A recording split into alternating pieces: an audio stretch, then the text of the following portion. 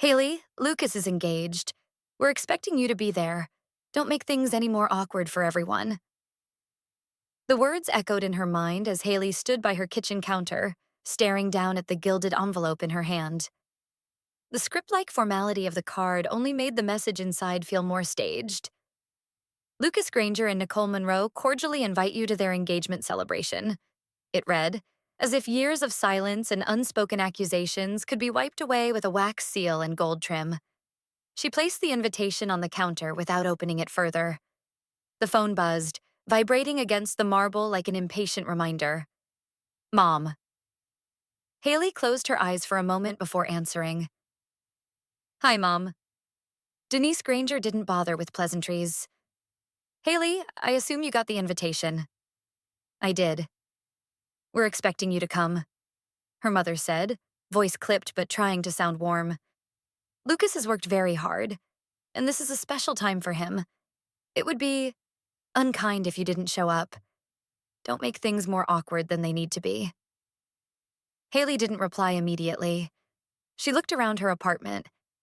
The soft hum of the refrigerator, the muted light filtering through the sheer curtains.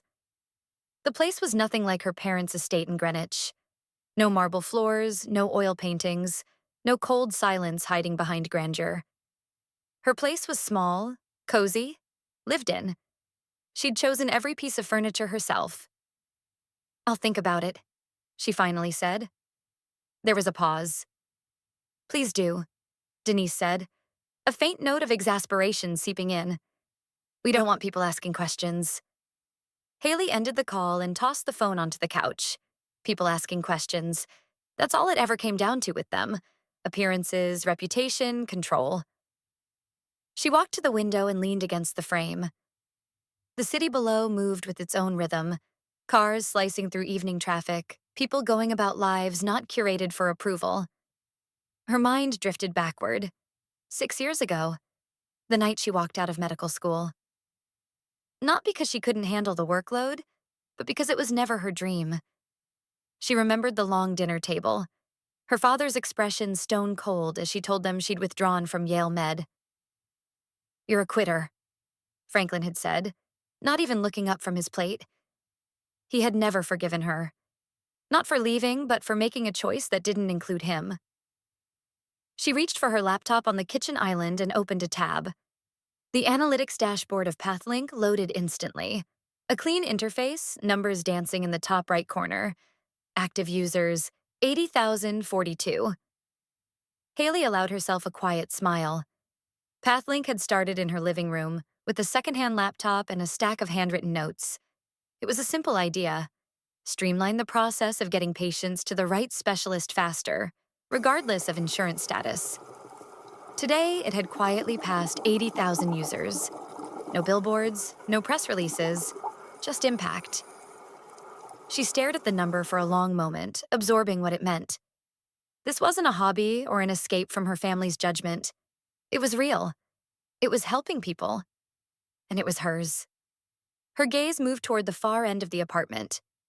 A navy duffel sat near the wall, half-zipped. Hailey exhaled slowly and walked into the bedroom.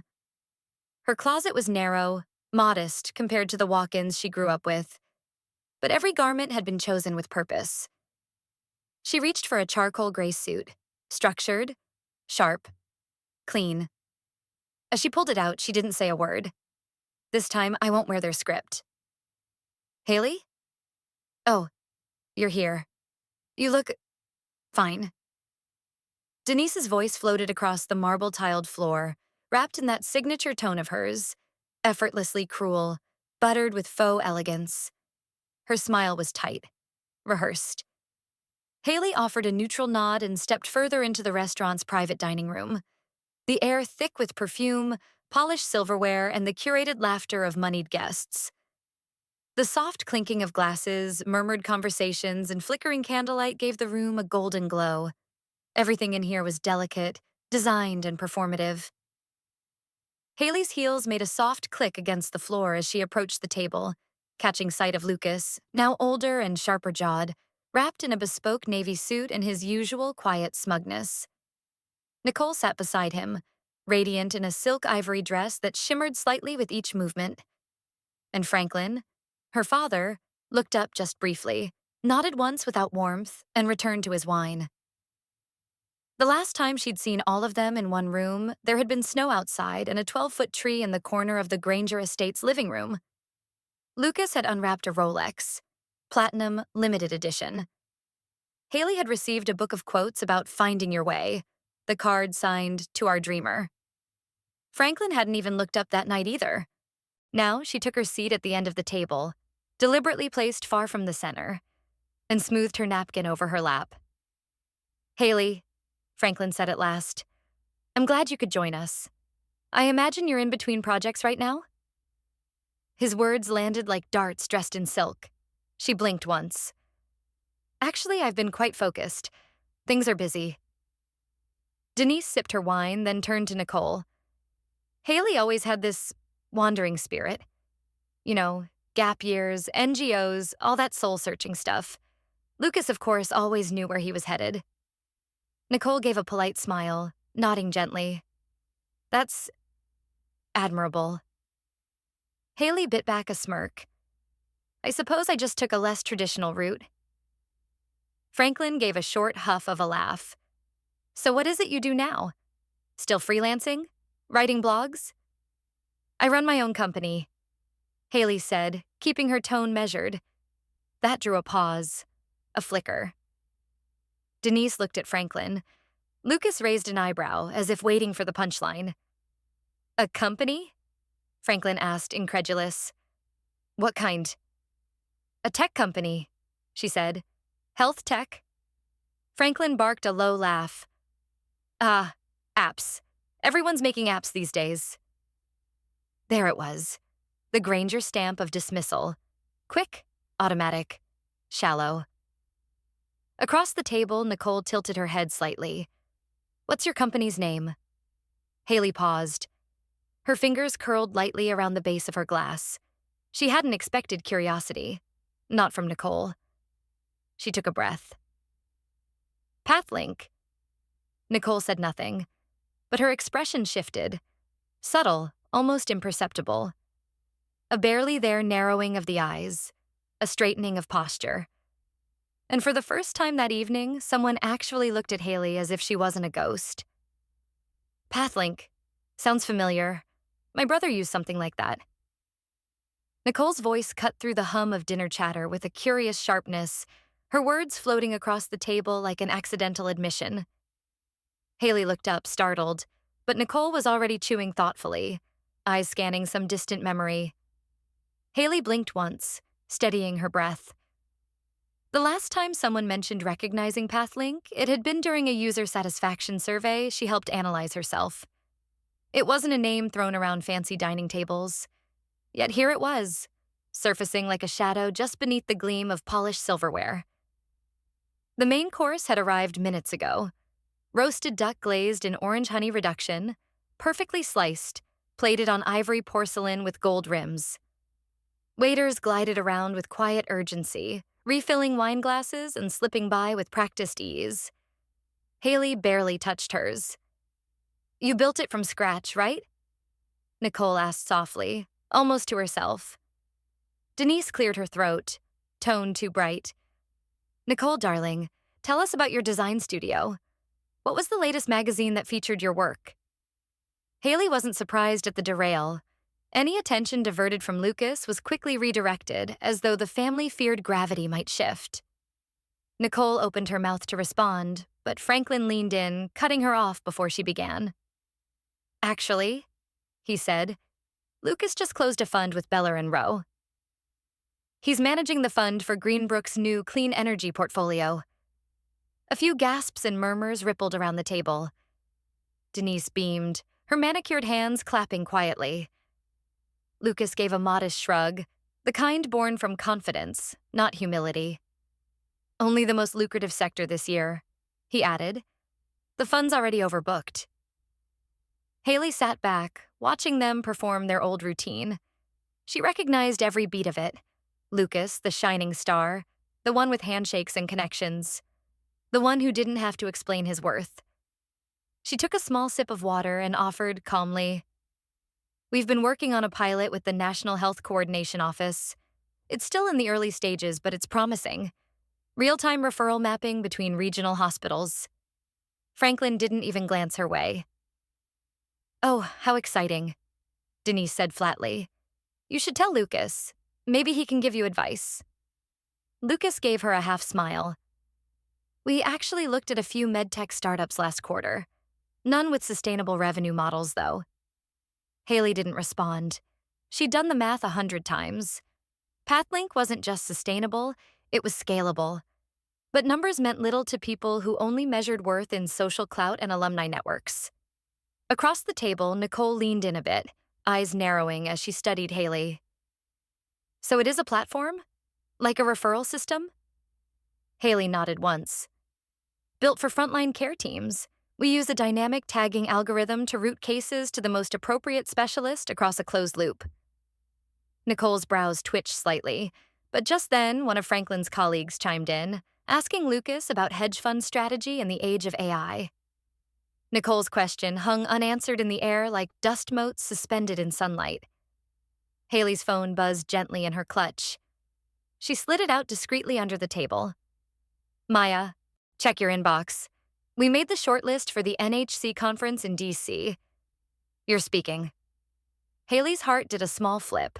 Silent. Private. This wasn't just news. This was validation. Out of hundreds of applicants, Pathlink had been handpicked to present nationally. She slipped the phone back into her bag, heart still racing, even as her face remained neutral. Franklin raised his glass. "To Lucas," he declared, his voice cutting through all side conversations. "The only pride of this house, may you continue to honor the Granger name." The table clinked glasses. Hailey did not raise hers. She looked at Nicole instead, who was still staring. Expression unreadable. Are you sure it's Pathlink?" Nicole asked again, this time in a hushed tone. Her eyes had changed, less curious now, more calculating, and Hailey suddenly felt like a spotlight had found her in the middle of a ballroom no one knew she'd entered.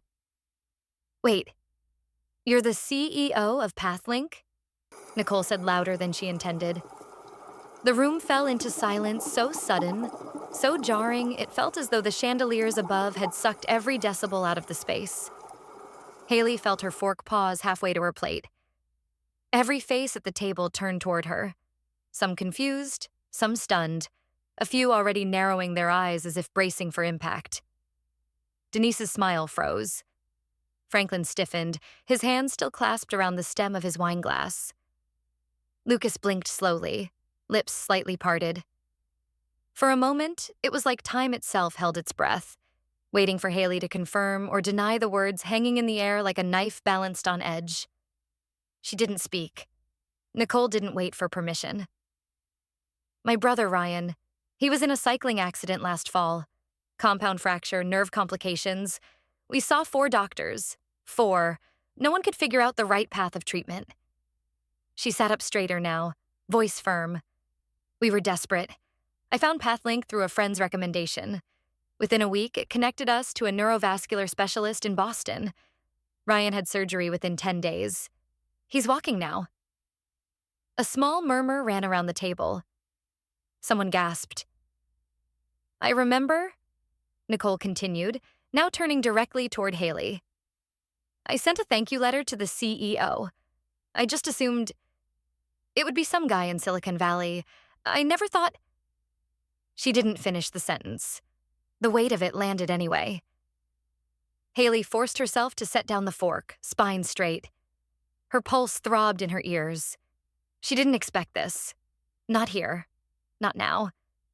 But something inside her, something long dormant, uncurled quietly. Not pride. Not satisfaction. Just a sense of being seen. Franklin cleared his throat, but it came out thin and useless. Nicole turned toward him. "You used to call Hailey a loser, didn't you?" The word struck the table like a slap. "You didn't know she was running the platform that saved my brother's life?" Nicole continued, her voice soft but cutting. "You didn't even ask. You just assumed she was drifting, wasting time, chasing ideas. No one spoke. A flash of memory surfaced in Hailey's mind. Her father in the den, voice harsh after she left medical school. "She's the most expensive mistake I've ever made," he said. She had stood behind the door, breathing through her teeth, as if that would stop the words from sinking in. She looked at him now. His face had gone blank, drained of all the righteous disdain he usually wore like a tailored suit. "You said I should apply to Lucas," she murmured, eyes locked with his. What would that application even look like? Should I list rescued lives anonymously under experience? Still, silence. Denise reached for her glass, but her fingers trembled. This is all very sudden." "No," Nicole said, sharper now. "It's not. It's just inconvenient timing. That's the difference." Someone at a neighboring table had turned to watch. A couple of the parents' friends were now frozen mid-sip, pretending not to listen while leaning in unmistakably. Lucas opened his mouth, then closed it. Hailey glanced at him. His jaw clenched, his hand gripped the edge of his napkin like it might keep him anchored. Nicole took a deep breath, then spoke slower. "I don't care what you all think. I just wanted to say thank you. Ryan still sends updates to the doctor Pathlink found for him. He's starting to run again." Then she turned back to Hailey. "You didn't brag. You didn't even correct me. That says more than any LinkedIn title ever could." Hailey nodded once. Her throat felt thick. Franklin lifted his glass with a twitch. Whether to toast or to hide behind it, she wasn't sure. But it slipped from his fingers. The stem hit the edge of the table. The crystal shattered like a small explosion, wine spilling across the tablecloth like spilled blood. Denise flinched but didn't move. Lucas went pale, and across from them, Nicole simply watched. The silence returned. Not empty this time, but charged. A room full of people sitting at a banquet, unknowingly seated at the altar of reckoning. "You've known for a long time, haven't you, Lucas?"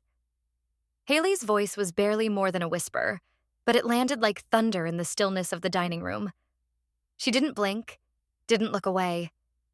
Her eyes stayed locked on her brother's face, waiting, demanding, burning. Lucas stared at her, shoulders taut, lips slightly parted like he had braced for this moment but still hadn't truly prepared. The room was utterly silent. Forks sat untouched. Glasses half raised were quietly lowered. Even the chandeliers, flickering gold over crystal and linen, seemed to hold their breath. Lucas began, voice unsure, eyes darting quickly to their parents and back. "I'm also working hard, Hailey. You're good. You've done well, but Hailey lifted her chin. "I don't need you to validate me, and I don't need to bury you to shine." She wasn't angry now. Not quite. There was something deeper under her tone. Worn out, threadbare, the kind of fatigue that didn't show in posture, only in the weight behind a gaze. Lucas looked down at his hands. "I just didn't know what to do with it. You've always been different, and I was always the one who did things their way." Franklin shifted in his chair. "Hailey." But Nicole held up a hand. "No," she said calmly, eyes narrowed on Lucas. "Let him speak." Lucas looked up, color draining slightly from his face. "I saw the article," he said finally. "The one on TechCrunch, about Pathlink. I read it the day it came out." A quiet gasp left Hailey's throat. Small, involuntary. She remembered that week vividly. She'd forwarded the article to Lucas, hoping, foolishly, that maybe that would be the turning point. That her success, wrapped in the endorsement of a respected tech publication, would crack through the wall of polite silence he'd built between them. That he'd respond. He never did. "You read it," she repeated. "I did," Lucas admitted, his voice hollow. "But if I told them, Mom and Dad, I would lose everything. My image, my leverage, my place." There it was. The core truth, stripped bare. Not cruelty, not malice, just cowardice. Preservation at the cost of recognition. Image over truth. Denise let out a shaky breath. Lucas, Nicole cut in sharply. He made a choice, you all did. Franklin tried to recover. We didn't know, we weren't told. You didn't ask, Nicole said. The truth dropped like a stone in the room. Nicole's voice was like a scalpel, quiet, precise, and devastating. Hailey stood very slowly, her chair scraping softly against the polished floor. Her hands were steady now, her breath even. Thank you for the invitation, she said clearly, her gaze sweeping over the table, pausing for no one. Ideal brother, keep the party well. She turned, calm and deliberate, walking past the flickering candles and stunned guests. The maitre d' stepped aside silently, holding the door open as if sensing something sacred in her departure. No one followed her. Outside, the city air struck her face like a blessing. Cool, fresh, unforgiving in the way that felt clean. The streetlights painted halos on the pavement. She didn't look back. Each step away from that room was a step away from years of appeasement, of shrinking to fit their expectations, of waiting for a hand that would never reach back. Let Lucas keep his curated image. Let her parents keep their silence, their measured disappointment, their passive-aggressive concern. She didn't belong at their table anymore. Maybe she never had. She crossed the street, the restaurant now only a warm blur in the corner of her eye. And for the first time in years, she walked with nothing to prove and everything to claim. Hailey, listen to me. Just 5 minutes. The voice message blinked on her phone screen like a wound that refused to scab. It was 11:47 p.m., and the city beyond her apartment window was quietly alive. Orange traffic signals flickering, shadows moving behind glass towers, the distant hum of late trains slicing through silence. But inside it was still. Too still. Hailey sat cross-legged on the floor, back against her sofa, a half-drunk cup of green tea cold beside her. She hadn't spoken to anyone in hours, not since she'd walked out of the restaurant earlier that evening, heels echoing like declarations on the marbled floor. Her phone vibrated again, another missed call. Franklin Granger appeared on the screen. For the first time in what felt like years, her father was calling her. She let it ring out. Another vibration, this time a voicemail. Hesitant. A pause too long at the start. Then, Hailey, listen. I know you're angry and maybe I didn't say the right things back then, or now, but if you could give me 5 minutes, just 5, I'd like to talk. Hailey's throat tightened. She remembered the last time Franklin had lowered his voice to that level. It was years ago. She was 7, burning up with a fever so intense she couldn't keep her eyes open. He sat beside her all night, reading the labels on every medicine bottle, softly asking if she could breathe okay. The next morning, everything returned to normal. The firm voice, the rigid expectations. Like gentleness had been a brief illness that he'd recovered from. She didn't press play again. Her email pinged. She turned the screen of her laptop toward her, already guessing the sender. Denise Granger. The subject line. I'm sorry. She clicked it open. It wasn't a short message. Her mother had written nearly a full page. Flowery language about misunderstandings, confusion, pressure. I realize now I didn't try to understand you. One line read, You were never the one who failed us. We may have failed you. Hailey read the message twice, then shut the laptop. She leaned back, breathing in the faint scent of rosemary from the oil diffuser across the room. This was the version of reconciliation they knew. Indirect, written, carefully polished like the silverware at the Granger dinner table. Her phone buzzed once more. This time, a text. Nicole, you don't have to say anything, but I want you to know I'm grateful. Simple. No punctuation, no qualifiers. Somehow that one hit harder than the others. Hailey stared at the screen for a long while. Her thumb hovered over the keyboard. She typed, Appreciate you saying that, then deleted it. Instead, she turned her phone face down on the coffee table. Not now. It was too soon for bridges. Too soon for peace offerings that might carry more guilt than healing. She wasn't ready to fold her rage into forgiveness just because the spotlight had shifted. They were only looking now because Nicole had noticed. Because she'd said the word Pathlink like it had weight. But where were they when she spent her 20s rebuilding her life, burning every hour she had into the servers, the code, the patience? A soft knock at the door. Hailey turned. She wasn't expecting anyone. Her heart ticked faster. She rose cautiously, brushing her fingers along the edge of the table for balance. When she opened the door, Maya stood there, eyes wide and shining even in the dim hallway light. "Hailey," she said, breathless. "You need to see this." Maya stepped inside, already holding out her tablet. "Just came through 5 minutes ago, from the conference committee." Hailey blinked. "What conference?" "The National Healthcare Innovation Conference, San Francisco, 2 weeks from now. They want Pathlink to present." Hailey stared at the screen. The words sat there bold and solid, unshakable. Confirmed slot, opening session, keynote demonstration. Platform, Pathlink.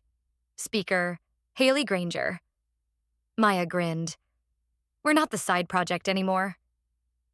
Hailey felt something in her chest crack open, like a beam of sun through concrete. She closed her eyes just for a second. Then, slowly, she exhaled and opened them again. The phone still blinked. She didn't touch it. This moment was hers.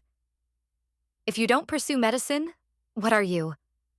Franklin once asked, as if slapping her in the face.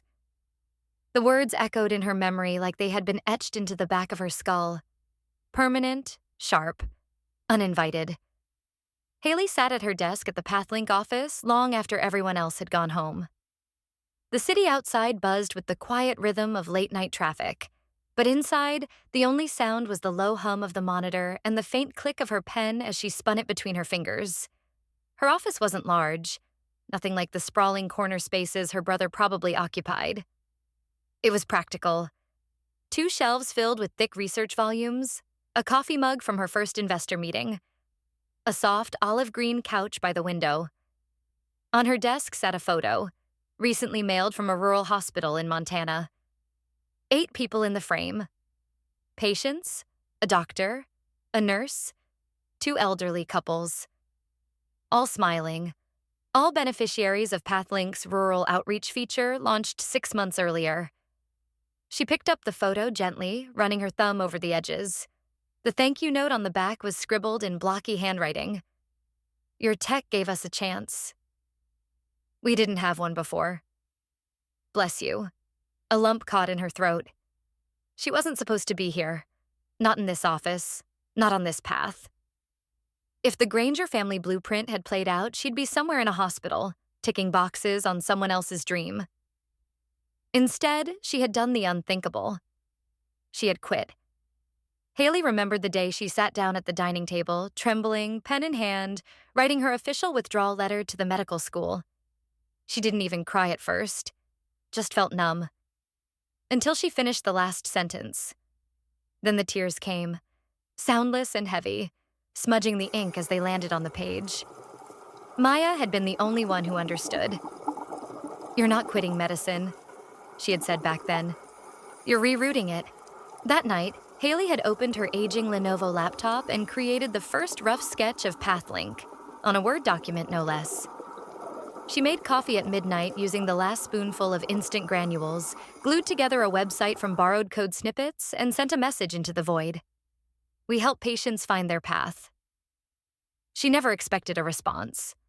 But one came. Then another. Within 6 weeks, she'd spoken to 12 people across the country, each more desperate than the last. They weren't clients. They were stories, struggles, misdiagnoses, delays, lost referrals, people whose lives slipped through bureaucratic cracks. And for the first time, Hailey didn't feel like a disappointment. She felt essential. A knock tapped lightly on the glass pane. Maya leaned in, holding up a half-eaten granola bar. "You're still here?" she said, not quite surprised. "Couldn't sleep," Hailey replied. "Speech prep?" Hailey nodded, glancing at the open file on her laptop.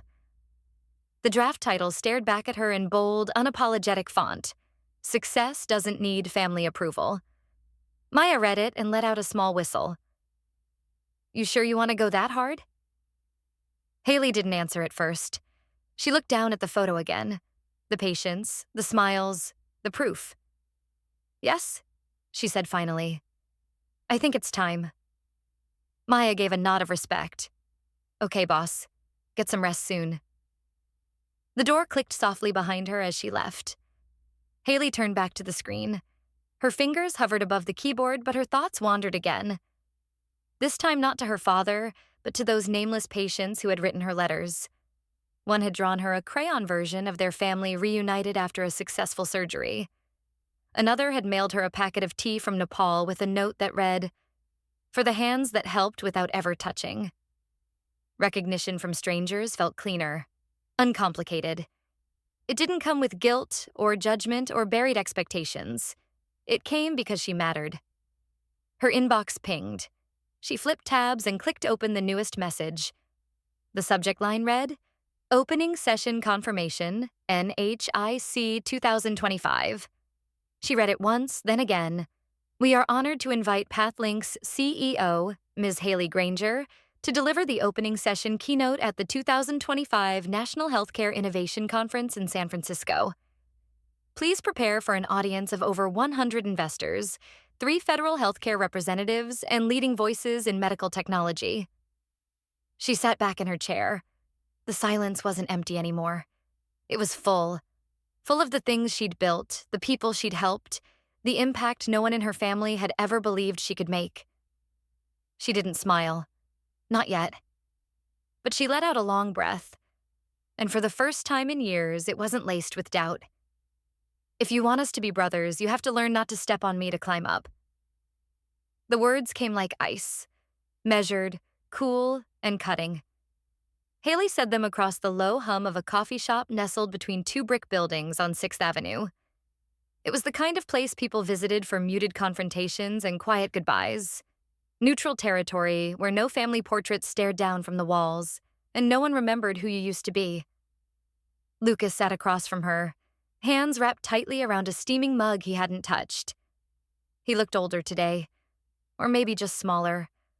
Like the boy who once asked her to teach him multiplication, now hid inside the man in a crisp blue shirt, too polished for sincerity.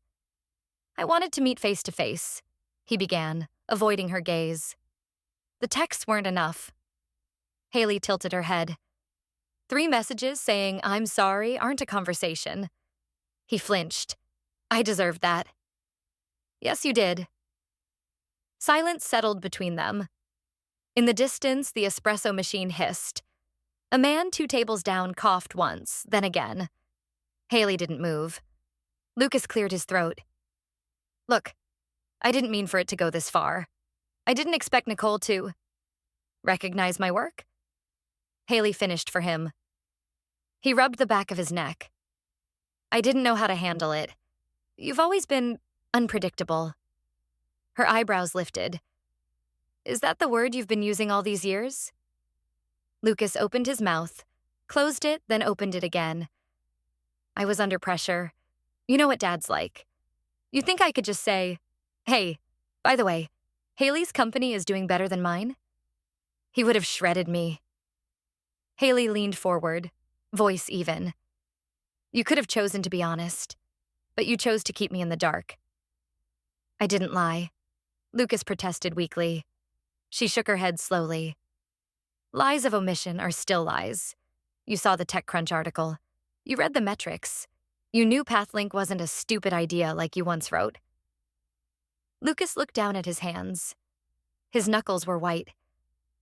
"That email," Hailey continued, "the one-line response you gave me after I poured out everything I was building, it wasn't just hurtful.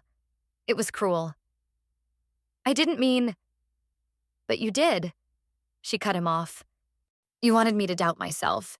You wanted me small, manageable." He exhaled slowly, as if finally allowing the weight to drop. "I was afraid," he admitted, voice lower than before. "If you're better, then I'm nothing in their eyes. That hung in the air between them, raw and unpolished. Hailey looked at him, not with anger anymore, but with the clarity of someone who had crossed a river no one thought she could. "I'm not here to make you feel like nothing, Lucas," she said. "That's your own reflection talking, not mine." He looked up, eyes glassy. "I didn't want this to be a competition." "But it always was," she replied quietly. "From the moment I walked away from medical school, you all needed me to fail so your path looked brighter." Lucas didn't deny it. Hailey stirred the coffee she hadn't tasted. "Let me ask you something, and I want you to be honest. Ever. Were you proud of me? Even once? Or were you just afraid I might actually be better?" He hesitated, then a whisper. "Both." She closed her eyes briefly, like absorbing that truth required insulation. "I didn't plan on outshining you," she said. "I was just trying to survive." "I know," Lucas muttered. They sat in silence again. Not awkward silence, just final. Hailey stood up. Lucas looked startled. "You're leaving already?" She nodded, gathering her coat. "I didn't come for a reunion." He looked down at his cup. "So what happens now?" Hailey took a moment, watching him. Really watching. "Now? You go back to whatever it is you think success looks like." "And you?" he asked, almost bitterly. Hailey adjusted her scarf. "I keep doing what I've been doing, building things that actually help people live." She turned, paused, then looked back one last time. "And that's the difference between us. I build something to help people live. I just try to live to be applauded." She didn't wait for a reply. She stepped into the cold afternoon air, sunlight reflecting off glass towers. No hug, no forgiveness. Just the clean break of truth, echoing louder than apology ever could. And she walked lighter. "Miss Granger, we have 20 minutes left. Please prepare the stage." Organizer. The words pulled Hailey from her quiet reverie like a thread snapping under tension. She stood backstage at the Moscone Center in San Francisco, surrounded by velvet curtains, humming stage lights, and the electric undercurrent of expectation. Footsteps echoed softly down the corridor behind her, some urgent, some casual. But inside her chest, it was the slow drumbeat of something else entirely. Not fear, not exactly. Anticipation. She adjusted the sleek black microphone clipped to her blouse and exhaled, her breath hitching slightly at the end.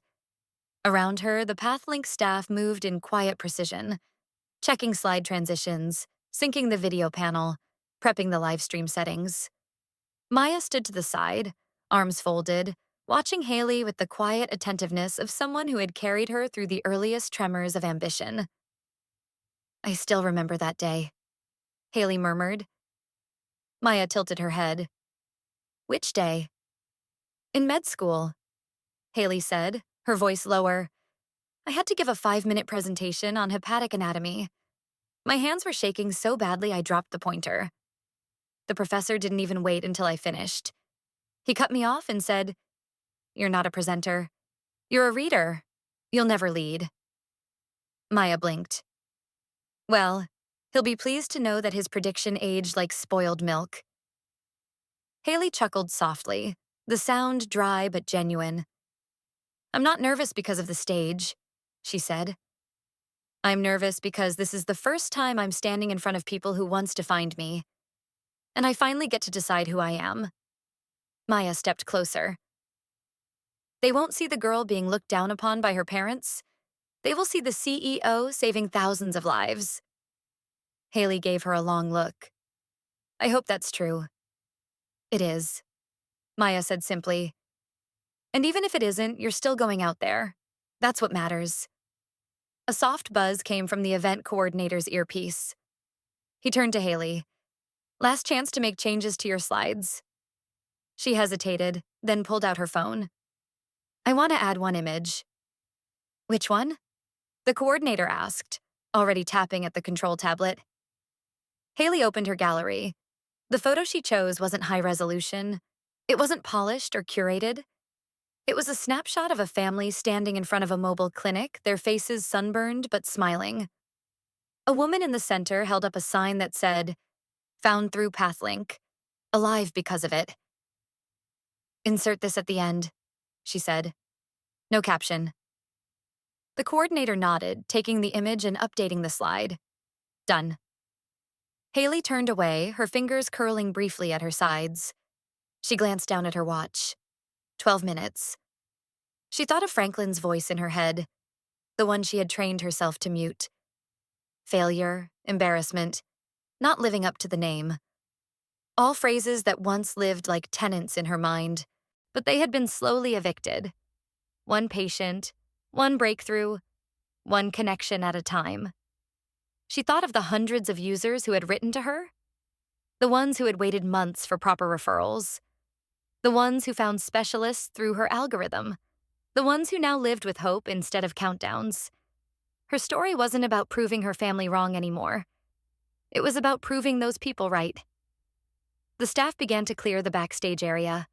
A production assistant gently placed a bottle of water on the podium. The camera light went from red to green. Showtime. Hailey stepped forward, the heavy curtain parting like a breath. The stage lights hit her immediately, blinding, warm, and absolute. Her heels clicked softly on the polished wood floor. She reached the center podium, adjusted the height, and looked up. Rows upon rows of faces stared back.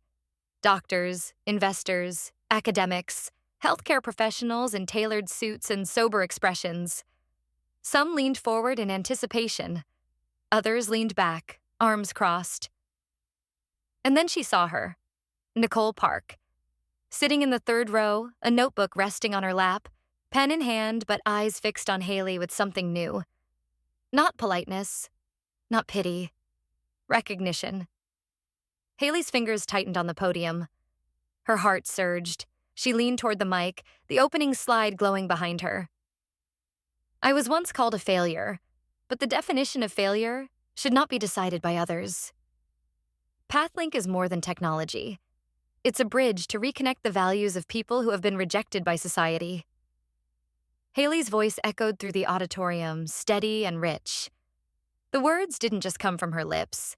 They came from years of silence, of shrinking in her own home, of being told who she was and who she was not. And now, here she stood, alone on a stage, no longer waiting for permission to speak. The projection behind her showed a timeline: photos, charts, maps, data. But her audience wasn't just watching slides, they were watching her. She could feel it. Something rare and electric, a room actually listening. She took a slow breath and continued. "I didn't leave medical school because I gave up. I left because I saw a gap that medicine, in its current form, wasn't bridging. I left because the system failed people like my friend Clara, who waited 8 months for a cancer specialist and didn't live to make the appointment." Her voice tightened, just slightly at the name. No dramatic pause. Just truth. "I created Pathlink not out of genius, but out of helplessness. Out of rage, out of grief. I had no funding, no backing, no last name that opened doors. I had a used laptop and a question. What if patients didn't have to wait to be seen? What if technology could become the door that medicine had forgotten to build?" She clicked to the next slide. A heat map bloomed on the screen. Dots representing patient matches across rural areas, where wait times had dropped from 6 months to 3 weeks. The audience leaned forward, some scribbling notes, others wide-eyed. But this isn't just about algorithms, it's about people. She looked out over the crowd, finding Nicole's eyes in the third row. "One of our first users was Ryan Park. He was given a year to live. Our system connected him to a rare disease specialist in 72 hours. He emailed me a month ago." She unfolded a small sheet of paper from her pocket. It wasn't a prop. It was the real thing. He wrote, "Thank you for not waiting for anyone's permission to help people like me. Thank you for building something when everyone else was just talking." The words hung in the air, raw, honest. Hailey turned back to the crowd, letting the moment breathe.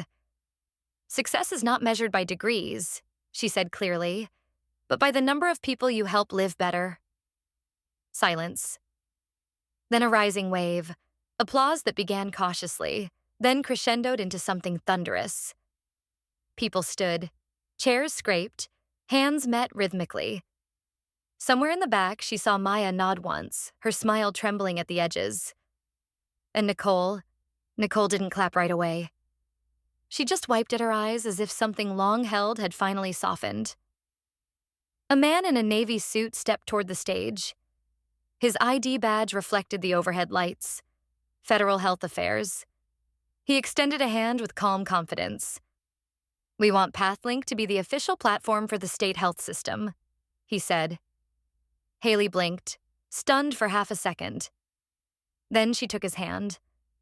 The moment didn't feel like triumph. It felt like completion.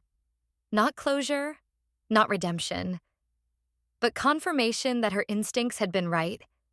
That even without family approval, without applause from home, she had built something real. Something that mattered. The lights dimmed as the next speaker was announced. Hailey stepped off the stage with controlled calm, heart pounding. Not from fear, but from the overwhelming pulse of becoming. Backstage, Maya met her with a look that needed no words. The team erupted in quiet celebration, hugging her, grabbing photos, whispering things like, "You killed it," and "They'll talk about this for years." But amid the noise, Hailey's phone buzzed against her blazer pocket. She pulled it out. The name flashed across the screen like a challenge etched in glass. Franklin Granger. She stared at it, unmoving, the cheers fading into static. The call kept ringing. Her thumb hovered, caught between reflex and resistance. And then, without a word, she turned the phone face down. It kept vibrating, dull and persistent. But this time she didn't rush to answer. "Hailey, I know you don't owe me anything, but I want to understand." His voice was lower than she remembered. Not tired, not frail, just unsure, like a man who'd forgotten how to speak without expecting obedience. Franklin Granger sat across from her at the quiet corner table of a little tea house she'd picked. Not the Granger estate, not a country club, not somewhere he could perform. Just a place with cracked wooden chairs and the scent of roasted oolong drifting in the air. Hailey arrived exactly on time. She didn't smile, didn't scowl, just nodded and sat down. He had already ordered 2 cups of tea. One was untouched. The other sat in front of him, cooling with time. "I wasn't sure you'd come," he said. "I'm not here for you," she replied calmly. "I'm here to make things clear." Franklin looked older than before. Not in years, but in weight. His shoulders didn't square the way they once did when barking orders at staff or leaning into a firm handshake with investors. Now he leaned forward with elbows on the table, eyes fixed somewhere between the teacups. "Your mother cried all night after the party." Hailey stirred her tea without looking up. "Did she cry for me? Or for the embarrassment?" He didn't answer. A silence settled between them. Thick, taut, and strangely civil. It wasn't silence born from anger anymore. It was the silence of 2 people trying not to drown in what hadn't been said for years. Franklin took a breath. "I always thought success was stability, a monthly salary, a title on a door. You know, the kind of thing people can respect." "Respect from whom?" she asked. "Your dinner guests? Your friends in finance who still call me the dropout?" "I didn't mean it that way." "You meant every word," she said evenly. "You meant it when you told Lucas to keep up the family image and told me I was a risk. You meant it when you said nothing after I left medical school. Not a call. Not even a question." Franklin swallowed hard. "I didn't understand what my daughter was thinking. I just wanted you to do the right thing. And you thought you got to define what that was." Hailey leaned back. "I don't need your forgiveness. I need your silence as I choose my own path." That landed. He blinked like he was trying to absorb the sound of that sentence, as if no one had ever dared say it to him before. He wasn't angry, just displaced. Like someone stepping into a house that used to be his, only to realize the furniture had been rearranged, and he no longer had the blueprint. I saw the photos online, he said quietly.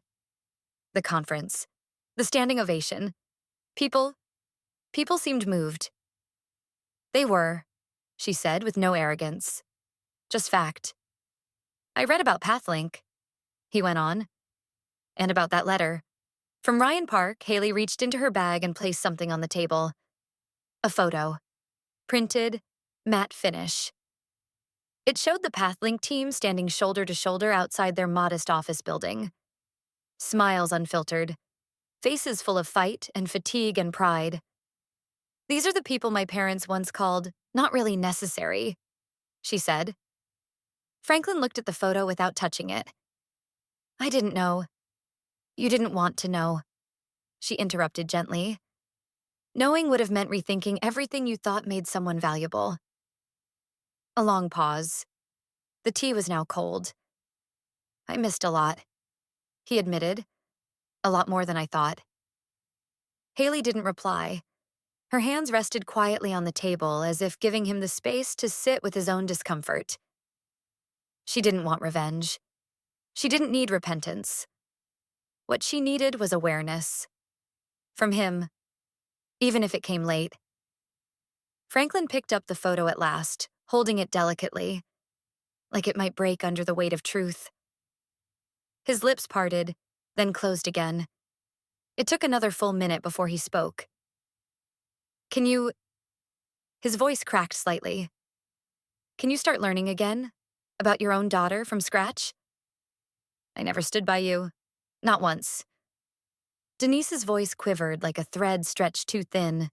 She set down a porcelain teacup on a glass coaster with a clink that felt louder than it should have been in the Granger living room, where silence lived like wallpaper. Everything in the room was polished. The velvet cushions, the ivory drapes, the framed oil paintings. And yet, Hailey felt like she was sitting in a mausoleum built from curated elegance and decades of denial. The tea was untouched. She sat stiffly on the edge of the couch, her back straight as if preparing for another blow, though none had come, at least not yet. Denise sat across from her, knees close together, fingers clenched into themselves like folded napkins. I wanted to tell you, Denise said again, eyes darting from the teacup to the floor. After you left school, I started writing a letter. I wanted to say something. Anything. But your father... Hailey didn't respond. The air between them was thick with memory. Not the loud kind. The quiet, poisonous kind. She remembered the days when her father's voice echoed off the high ceilings while Denise just stood beside the china cabinet, hands folded, mouth closed, pretending to be somewhere else. I wasn't strong enough to fight back, Denise whispered. I thought, maybe if I stayed quiet, things would smooth over. That if I didn't make it worse, maybe he'd let it go. Hailey looked at her mother. Really looked at her. She saw the fine lines that hadn't been there years ago. The trembling hand that adjusted a tray of untouched lemon cakes. And she felt nothing. Not warmth, not hatred. Just the numb realization that the woman in front of her had never once chosen her when it counted. Where were you? Hailey asked. When I needed you the most? Denise's lips parted, but she had no answer. Her eyes welled, and she wiped them with a tissue that came from nowhere, like always. Discreet, elegant grief. I was scared, she finally said. I was worried that if I spoke up, he'd turn on me, or that I'd ruin things more, and later, I was worried you'd hate me. Hailey sat back slightly, her jaw tightening. I don't hate you because you're weak, she said. I hate you because you stood by and watched me get pushed off the cliff. The words were simple, but they landed like stones. Denise flinched. Her tears spilled freely now, but Hailey didn't move. She didn't offer a tissue, didn't soften her voice. She had spent years learning to stitch herself together without a mother's thread. I didn't push you, Denise murmured, as if to herself. No, Hailey said. You just stood and watched them do it. They sat in silence for a long moment, Outside the window, the afternoon sun slid slowly behind the trees. A light breeze moved the curtains, but neither woman acknowledged it. Denise got up, disappearing into the hallway. Hailey's eyes wandered across the familiar living room. The same vase with white roses. The same photo albums lining the shelf, each one likely full of Lucas's birthdays and family holidays, with Hailey's face growing more absent over the years. When Denise returned, she was holding a small, worn-out box. It was made of wood, smooth from age, with a delicate brass clasp. She set it down in Hailey's lap with trembling hands. "I kept this," she said. "All these years." Hailey looked down, not expecting to feel anything. She opened the box. Inside was a folded, creased piece of lined paper. Her own handwriting, unmistakable even after all these years. The letter she had written in college, trying to explain to her mother why she was leaving medical school. Raw, vulnerable, terrified, but also firm. A letter she'd never sent because she'd assumed it wouldn't be read. And yet, it had been read. It had been kept. Her fingers brushed the page like it might turn to ash. Denise said nothing more. She just watched her daughter, eyes searching for something. Absolution, perhaps. But Hailey didn't offer it. Not yet. "You didn't choose for me, Dad. But now I won't choose for you either." Hailey's voice didn't tremble. It didn't need to. Franklin sat across from her, his hands resting stiffly on his knees. The tea house smelled faintly of jasmine and sandalwood, a quiet, neutral space between their past and whatever undefined thing might come after. A low hum of conversation surrounded them, but their table might as well have been alone in the universe. "I never expected you to take my side," he finally said. "But I thought maybe one day you'd understand why I was hard on you." Hailey sipped her tea, letting the warmth touch her lips but not pass down her throat. She stared out the window for a moment before meeting his eyes. "You wanted a version of me that never existed," she said softly. "And when I couldn't be that, you shut the door." Franklin leaned back. His suit was still impeccable, but his posture had sagged with age. This was not the towering man from her childhood. This was someone smaller. Tired. "I watched your speech," he admitted. "Twice, actually. And the third time, your mother sat beside me." Hailey didn't smile. She simply nodded slowly. "I thought you'd be proud," she said, "but that's not why I did it." He rubbed his hands together the way he used to when trying to choose his words carefully before a disciplinary talk, but this wasn't his stage anymore. "You didn't need my pride," he said, his voice low. "You needed my support, and I didn't know how to give it." Hailey tilted her head, studying him. "That's true," she replied. "And now that I know that, I've stopped expecting it." He swallowed hard. There was something raw about his silence, something that didn't come from anger but loss, not of control, but of knowing that the control was never his to keep. "I never understood what drove you," he said. "Even as a child, you were stubborn, quiet, but always moving in a direction I couldn't see." "I didn't need you to understand," Hailey said. "I just needed you not to block the way." They sat with that truth suspended between them, like a fragile bridge of glass. After a long pause, Franklin reached into his coat pocket and pulled out a folded piece of paper. He slid it across the table. "This is an invitation," he said. "The health board is doing a roundtable. They asked if I could recommend a platform. I told them I knew someone who had built one." Hailey looked at the paper but didn't pick it up. "Thank you," she said, her voice still even. "But I don't need handouts. If they value Pathlink, they'll reach out themselves." Franklin looked almost relieved at the answer, like he had both hoped and feared she'd say it. "You've changed," he said. Hailey chuckled, not bitterly, but not warmly either. "No, I've just stopped asking for permission to exist." He nodded slowly, like a student finally catching up to a truth that had long sat just outside his reach. There was a beat of silence, then she leaned down and reached into her bag. She pulled out a framed photo, an image of her Pathlink team standing in front of their office after the first successful funding round. They were laughing, exhausted, holding cups of cheap champagne. Real people. Real joy. She slid it across the table toward him. "These are the people I built something with," she said. "They believed in me when you didn't. I don't need you to pretend you did. I just want you to see it." He picked up the photo slowly, eyes narrowing as he took it in.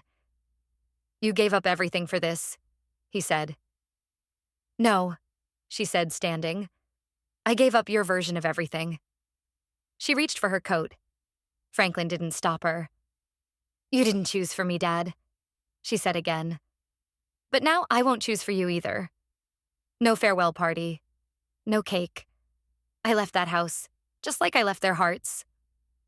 The house stood still under the dim evening light, its windows like quiet eyes watching her return. Hailey stepped through the front gate without a word, the gravel crunching beneath her shoes. No one came out to greet her. No one was waiting. That was fine. She wasn't here to talk. Inside, the air was colder than she remembered. The hallway smelled faintly of old wood polish and fading memories. The same paintings still hung in the same places.